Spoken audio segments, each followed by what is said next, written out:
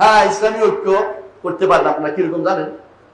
সবাই বলবেন যে একটা ঐক্যের একটা মানদণ্ড লাগে না, একটা মানদণ্ড লাগবে। কিসের উপর ঐক্যটা করবো? সবাই পানি খাওয়ার জন্য ঐক্য করলে তো হইব না রে ভাই।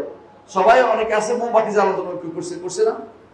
একটা সময় জালেমরা আমাদের উপর মোমবাতি জ্বালানো ঐক্য করে দিছে।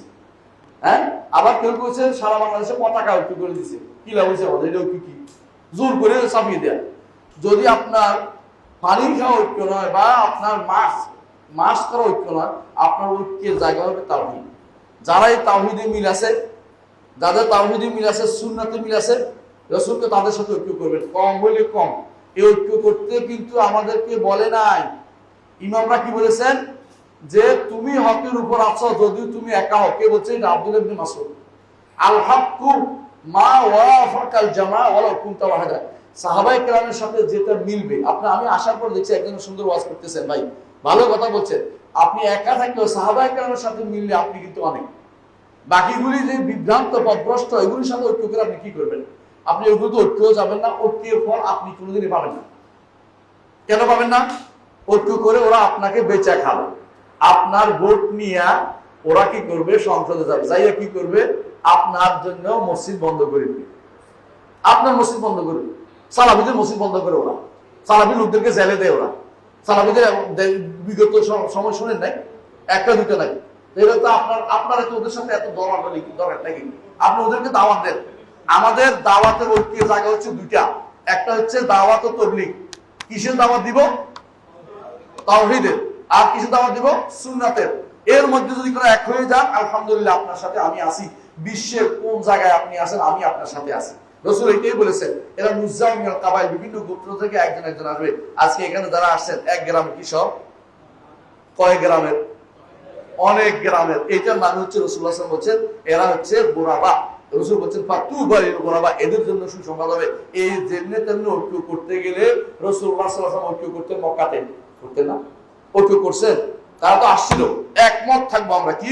আপনি এক বছর আমাদের মুক্তিদের এবাদত করে দেবেন, আরেক বছর আমরা আপনার মুক্তির এবাদত। কি সুন্দর ফর্মুলা! হ্যাঁ, এই ফর্মুলা কি রাসূল মেনে নিছে? না। এমনকি রাসূলুল্লাহ সাল্লাল্লাহু আলাইহি ওয়াসাল্লাম আরো সুন্দর প্রস্তাব নিয়ে আসছেন ঐক্যের। কি প্রস্তাব? আপনি বেশি কিছু বলেন না, তিনটা কাজ আপনি যা চান তা করে দেব। হ্যাঁ, আমাদের মূর্তিদের বিরুদ্ধে কিছু বলেন না, কোন শিরক বিদআতের বিরুদ্ধে কিছু বলেন না। আপনি কি করবেন? শুধুমাত্র আপনি যদি সুন্দর স্ত্রী চান, ব্যবস্থা করে দেবেন। আপনি যদি কোনো সুন্দর স্ত্রীর ব্যবস্থা, আপনি সম্পদ চাইলে সম্পদ দিবেন। আর যদি বলেন যে মক্কা উপত্যকার আপনি রাজা হবেন, তাও করে দেবেন। বুঝছেন? রাসূল কি মানছে? কি বলছে? আমি তোমাদের কাছে একটি কালেমা চাই, লা ইলাহা ইল্লাল্লাহ, তাওহীদের কালেমা চাই। যাদের তাওহীদ নেই তাদের সাথে ঐক্য করা হচ্ছে আপনি তাওহীদকে বুঝেন নাই।